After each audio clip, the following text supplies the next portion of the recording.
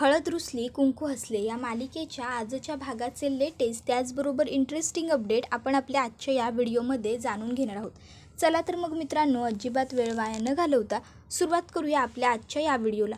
तर आजच्या भागात आपण असं पाहतो की इकडे कृष्णा ही आता देवाजवळ बसलेली असते आणि त्या दरम्यान तिला आईचे शब्द आठवत असतात, जर हिचं लग्न नाही झालं ना तर हिच्यामुळे माझ्या पूजीचं लग्नसुद्धा होणार नाही आणि माझी लेक बिना लग्नाची अशीच राहील।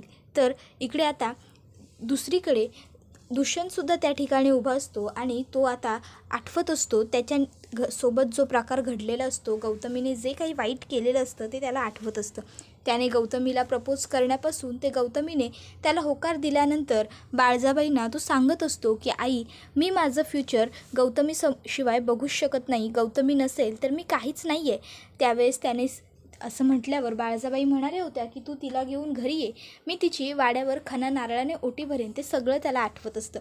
त्यानंतर तो ज्यावेळेस पुन्हा शहरात गेला आणि त्यावेळेस त्याने जेव्हा तिला आणि तिच्या बॉसला एकत्र बेडवरती पाहिलं त्यावेळेस त्याला जो धक्का बसला ते सगळं त्याला आठवत असतं आणि ते आठवून सगळं त्याला आता खूप मोठा धक्का बसत असतो, त्याला त्रास होत असतो। तर आता तो देवाला जाब विचारत असतो की देवा, का माझ्या बाबतीत हे सगळं घडवलंस?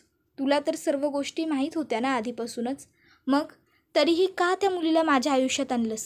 अरे काय चूक होती माझी की तिच्यावरती मी निस्वार्थी प्रेम केलं, मी तिच्यावरती विश्वास ठेवला, आंधळा विश्वास ठेवला? सांग ना, तुझ्या मर्जीशिवाय कधी एक पानही हालत नाही असं म्हणतोस ना, तुझ्या मर्जीशिवाय काहीच होत नाही, म्हणजे तुला सगळं माहिती होतं, मग तरीही माझ्या बाबतीत का? उत्तर दे मला। तर दुसरीकडे आता कृष्णासुद्धा म्हणत असते, देवा आज पावतर तू झाडाचं एक पान भी कारणाशिवाय हलवलेलं नाही, मग माझ्या बाबतीत हे एवढं समज कशापायी लिवलंस? सांग की का माझ्याच बाबतीत हे समज नेहमी असं होत असतं? कशापायी? उत्तर दे की मला देवा, उत्तर दे देवा, मी वाट बघायलोय। त्याबरोबर आता कृष्णा उठून उभी राहते आणि तिला आरशामध्ये दुष्यंतचा चेहरा दिसतो। तर दुष्यंतने विचारलेलं असतं, माझी आई घरी तिच्या सुनेची वाट बघते, मी तिला सून म्हणून कोणाचं तोंड दाखवू? आणि कृष्णा त्यावेळेस उभी राहते। दुष्यंत आणि कृष्णा दोघंही एकमेकाकडे बघतच राहतात। तर आता इथे बायका ह्या सावित्रीला म्हणत असतात, सावित्रे अगं एवढं समजा लगीन अचानक ठरलं म्हणल्यावर तुला लय वजं वाटलं असेल नवं, लोड आला असेल? त्यावर सावित्री पटकन म्हणते, कृष्णाच्या लग्नाचा आणि लोड मला? त्याबरोबर तिच्या लक्षात येतं की नाही, आपल्याला चांगलं वागून दाखवायचं आहे। मग ती म्हणते, अहो होय हो, कसला लोड आणि कसलं काय, माझी कृष्णी म्हणजे खरंच लई गुणाची पोर। अव तिला उकिरड्यावरनं उचलून जरी मी आणली असली नवं तरी माझ्या ह्या दोन पोरीसनी जसा जीव लावला, जसं सांभाळलं नवं तसंच मी माझ्या कृष्णीलासुद्धा सांभाळलं। तिच्यासाठी कधी पाना कमी नाही झाला माझा, लई जीव आहे माझा माझ्या पोरीवर। अव तिच्यामुळंच आम्ही आमच्या घरात 2 घास सुखानं खातो। त्याबरोबर लगेचच बंट्या म्हणतो, अगं ए मावशे, आता ती तुझं रडगाणं ऐकाय आल्यात की हळद कुठं आहे? कशापायी उगाच टाईमपास करायला लागल्यास? चल की घे पटकन हळद कुठं आहे, बायकांना कामाला लाव की त्या। त्याबरोबर लगेचच आता पुन्हा ती म्हणायला लागते, ए मुर्द्या, इतक्यात बायका तोंडाकडे बघतायत हे सावित्रीच्या लक्षात येतं आणि सावित्री म्हणते, अरे पोरा असं कशापायी बोलतोस? अरे मला लई कामं आहेत ते माहिती आहे की, मी बघतो माझं काय करायचं ते, तू जा बाकीची कामं बघ। अगं ए बघते अगं आलीस का? अगं हळद घेऊन येशील ना आज, ये लवकर, बायकासने हळद कुटायची।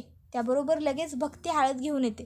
तर आता लगेच इथे सावित्री विचारते, अगं पर हे समजा जिच्यासाठी चालायलंय ती कृष्णा कुठं आहे, नवरी कुठं आहे आजची?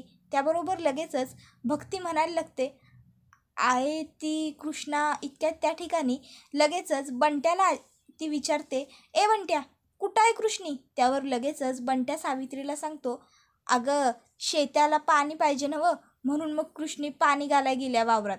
त्याबरोबर लगेचच आता सावित्री म्हणते, बघितलं नवं माझी पोर, अव उद्या तिची हळद आहे, परवा लगीन आहे, तरी बी आज तिला मायच्या शेताचंच पडलंय, माझ्या शेतात माझ्या वावरात पाणी घालायला गेल्या माझी पोर, तिच्यानंतर कसं होईल या घराचं समज देवालाच ठाऊ बाई। इतक्यात आता त्या ठिकाणी कृष्णा बाहेर येते आणि दुष्यंतला म्हणते, बुंगाट पाहुणं तुम्ही इथं? तर दुष्यंत कृष्णाला बघून त्यालासुद्धा जरा शॉक वाटतो।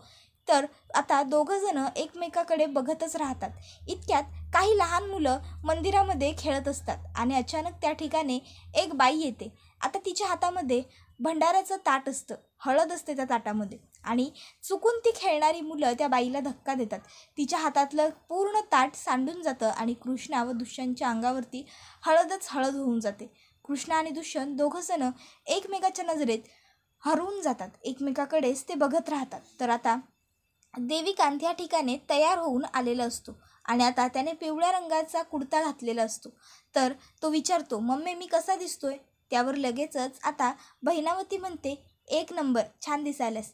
बाळजाबाई बघा की, ह्यो कुर्ता हळदीसाठी आपल्या नेहमीच्या कारखानदाराकडनं मागवून घेतलाय, चांगला दिसायला नवं. अवं जेव्हापासनं तुम्ही लग्नाचं ठरवलंय नवं तेव्हापासून हा नुसता उतावळ्यागत वागायला लागलाय बघा. त्याबरोबर लगेचच बाळजाबाई म्हणतात, वय वय छान दिसायलाय. माझं दुष्यंत बी जेव्हा लग्नाला बोहल्यावर उभा राहील तेव्हा छान दिसेल, एकदम राजबिंडा दिसेल माझा लेक. त्याबरोबर लगेचच आता इथे बहिणावती पटकन म्हणते, वय महाराणीचा लेक राजकुमारच दिसणार नव्ह का? त्याबरोबर लगेचच आता बाळजाबाईंना हे शब्द खटकतात. बाळजाबाई लगेचच बहिणावतीला विचारतात, काय म्हणाल असा? त्यावरती म्हणते, अहो खरंच तेच म्हणालोय की, आता तुम्ही महाराणीसारख्याच नाही का, मग आपला दुष्यंत राजकुमारासारखाच दिसणार की, कारण तो शेवटी तुमची एकदम कार्बन कॉपी आहे, डिट्टो तुमच्यावर गेलाय बघा आपला दुष्यंत. त्याबरोबर लगेचच त्या ठिकाणी आता गणपत आलेला असतो आणि गणपत म्हणत असतो की बरं पुरे करा आता. बाळजाबाई अहो दुष्यंतरावांना बी बोलवून घ्या की आता. नाही म्हणजे घरचं कार्य आहे, त्याच्यात त्यांनी बी असं हवं ना का सहभागाला, म्हणून म्हणालो. ते बी असतील तर कसं बरं वाटेल. त्याबरोबर लगेचच आता बाळजाबाई म्हणायला लागतात, अहो सांगितलं आहे की त्यासनी बी येतीलच ते उद्या पावतर. आणि उद्या एकदा का दुष्यंतराव आले की मग बघाच त्यांच्या समोरच आम्ही लग्नाची घोषणा करतो का नाही ते, आणि बघा मग कसं समज व्यवस्थित होते. आता दुष्यंत आल्याच्या नंतर देविकांच्या लग्नाची घोषणा करणार असं बाळजाबाईंनी म्हटल्यावर जरा बहिणावतीला रागच येतो आणि ती पटकन म्हणते, म्हणजे नवरदेव राहायला बाजूला आणि कौतिक तुमच्या दुष्यंतच फक्त. त्याबरोबर बाळजाबाई तिच्याकडे बघतात आणि काही म्हणालात का असं विचारतात. त्यावरती म्हणते, अहो होय म्हणजे कौतिक खाई नवं गावाला दुष्यंतचं, आणि त्यात उद्या घरात कार्य म्हणल्यावर अजून कौतिक करणार लोक. त्याबरोबर पुढे ती म्हणते, रांगडे पाटलांची इज्जत फक्त दुष्यंतलाच कळाली बघा. त्यावर लगेचच आता बाळजाबाई म्हणायला लागते, हे एकदम खरं बोललासा, लाखातलं एक शबूत. आमच्या दुष्यंतलाच रांगडे पाटलांची अब्रू कशी राखायची ते बरोबर समजले. आता खरं तर त्या हे सगळं दुष्यंतच्या वडिलांना टोमणा मारण्यासाठी बोलतात. तर आता ते मनातल्या मनात म्हणत असतात, उद्या बघाच आमचा दुष्यंत कसा आमच्या घराण्याची अब्रू जागत होती तुम्ही. तर आता इथे कृष्णा ही दुष्यंतला म्हणत असते, बुंगाट पाहुणं, अहो तुम्ही इथं, तुम्ही तर शहरात जाणार होता नव्ह मग? त्याबरोबर दुष्यंत म्हणतो, शहरातली हवा खूप दूषित झाली आहे ना, त्यामुळे मला इकडे परत मागे यावं लागलं. त्याबरोबर आता दुष्यंतला लगेचच आठवायला लागतं, त्याने गौतमीला किती छान प्रपोज केलं होतं आणि गौतमीने सुद्धा त्याला त्यावेळेस होकार दिला होता. Gautami, will you marry with me? त्यावर गौतमी म्हणाली होती, येस. त्यानंतर त्याला आठवतं की कशी ती त्या बॉसच्या कुशीत झोपली होती. आता हे सगळं दुष्यंतला जेव्हा आठवतं त्यावेळेस तो खूप नाराज होतो. तर कृष्णा म्हणत असते, बुंगाट पाहुणं, नाही म्हणजे झाड किती बी मोठं झालं, अगदी गगनाला जाऊन मिळालं नव्हं तरी बी त्याची मुळं ही काय मातीचंच रुतलेली असतात, तसंच माणसाचं बी असते. बरं जाऊ द्या, म्या निघतो. बुंगाट पाहुणं समजा काही ठीक आहे नवं? पण दुष्यंत काही उत्तर देत नाही. कृष्णा म्हणते, म्या जातो मग, आणि ती तिकडनं जात असते. तर दुष्यंत तिला हाक मारतो आणि म्हणतो, कृष्णा. आज पहिल्यांदा दुष्यंतने कृष्णाला कृष्णा अशी हाक मारलेली असते. कृष्णा जागेवरच थांबते आणि मागे बघते दुष्यंतकडे. तर दुष्यंत हा कृष्णाला म्हणत असतो, कृष्णा प्लीज थोडा वेळ थांबशील? त्यावर कृष्णा दुष्यंतकडे बघायला लागते. तर दुष्यंत म्हणतो, ॲक्च्युली कोणाशी तरी खूप काहीतरी बोलायचं आहे, पण माझं ऐकून घ्यायला आज माझ्याजवळ कोणीच नाही आहे आणि मला बोलावंसं वाटते, म्हणून रिक्वेस्ट करतो आहे, हक्काने नाही सांगत आहे. प्लीज माझ्यासाठी फक्त थोडा वेळ थांबू शकतेस? म्हणजे जर तुला उशीर होत नसेल किंवा घाई होत नसेल तर प्लीज थांबशील थोडा वेळ एकांतात? त्याबरोबर आता एकटं बसून बोलायचं असतं, त्यामुळे लगेचच कृष्णा म्हणते, व्हय थांबतो की, त्यात काय एवढं. मग लगेचच दुष्यंत म्हणतो थँक्यू व्हेरी मच. कृष्णा दुष्यंतला विचारते समजा ठीक आहे नवं. त्याबरोबर दुष्यंत म्हणत असतो हो सगळं ठीक आहे. आता दुष्यंतला लगेचच पुन्हा एकदा फ्लॅशबॅक आठवायला लागतो.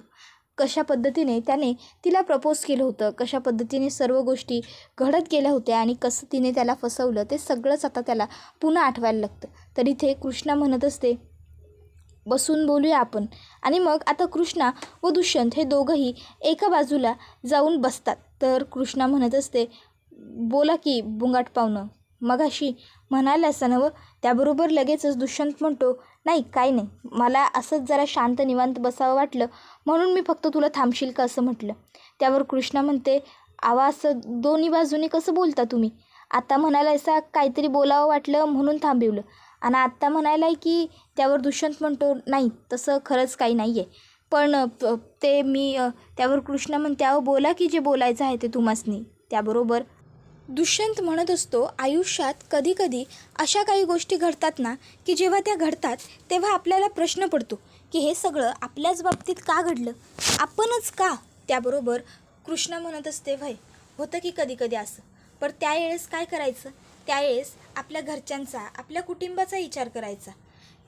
कधीकधी काय घडतं जे आपल्याला हवं असतं ना ते आपल्याला नाही मिळत, पण जे आपल्या नशिबाला हवं असतं ना तिथपावतर जाऊन आपण नक्की थांबतो आहे.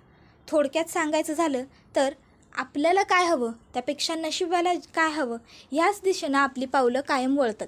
नशिबाला जे हवं असतं ना तिथपावतर आपण एकदा का पोहोचलो ना की मग नशिबाची गाडी आपोआप थांबत्या. त्याबरोबर दुष्यंत म्हणत असतो पण सगळं काही देवावर आणि नशिबावर सोडून नाही चालत ना, बऱ्याच वेळा आपणही काहीतरी कॉन्ट्रीब्यूट केलं पाहिजे.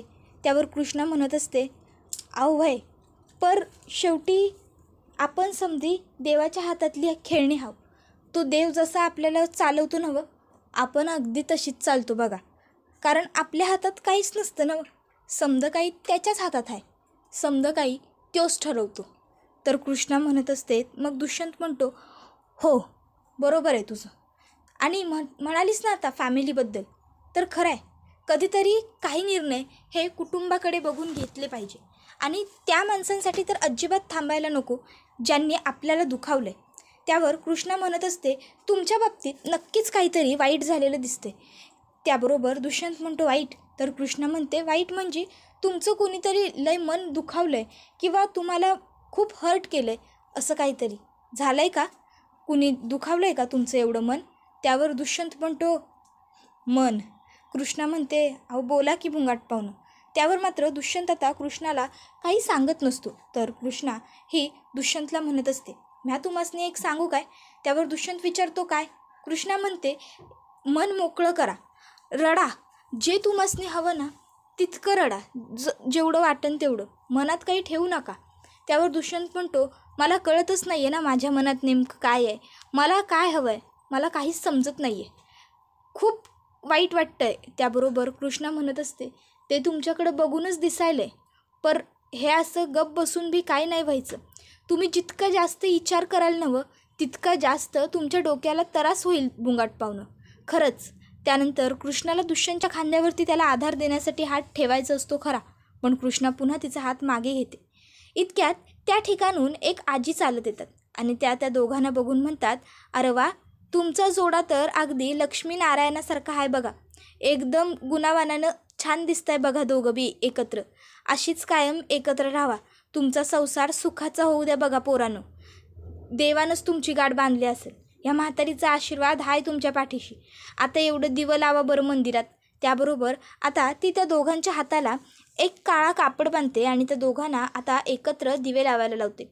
मग काय दुष्यंत आणि कृष्णाचा नाईलाज होतो, ते दोघंजणं एकत्र दिवे लावत असतात. तर दुष्यंतच्या हाताला चुकून भासतं. त्याबरोबर दुष्यंत फुकायला हात वर उचलतो. दोघंजणं हे एकमेकाबरोबर काम करताना एकमेकाकडे बघत असतात. त्यानंतर आता दुसऱ्या दिवशी हळदीची सगळी तयारी झालेली असते. घर अगदी छान सजवलेलं असतं रांगडे पाटलांचं. मग आता बाळजाबाई दुष्यंतला फोन करतात आणि म्हणत असतात दुष्यंता अरे कुठं आहेस तू, ये की लवकर, आणि आमच्या होणाऱ्या सुनबाई बी आहेत ना तुझ्याबरोबर, अरे त्यांनी बी घेऊन ये, आम्हासनी माहिती आहे तुझ्याबरोबरच असणार आहेत त्या आत्ता. त्याबरोबर आता मात्र दुष्यंतला आणखीन वाईट वाटतं. दुष्यंत आता रडायला लागतो जोरजोरात. त्याला कळत नसतं की हे सगळं काय होतं. मग तो गाडी जरा बाजूला घेऊन थांबवतो. इतक्यात त्याला आता तिथे कृष्णाच्या आणि जयकांतच्या हळदीचा बॅनर दिसतो. त्याच्यावरती लिहिलेलं असतं, ची सौका कृष्णा व ची देविकांत. आता देविकांतचं नाव तिथे वाचून दुष्यंतला खूप मोठा धक्का बसतो.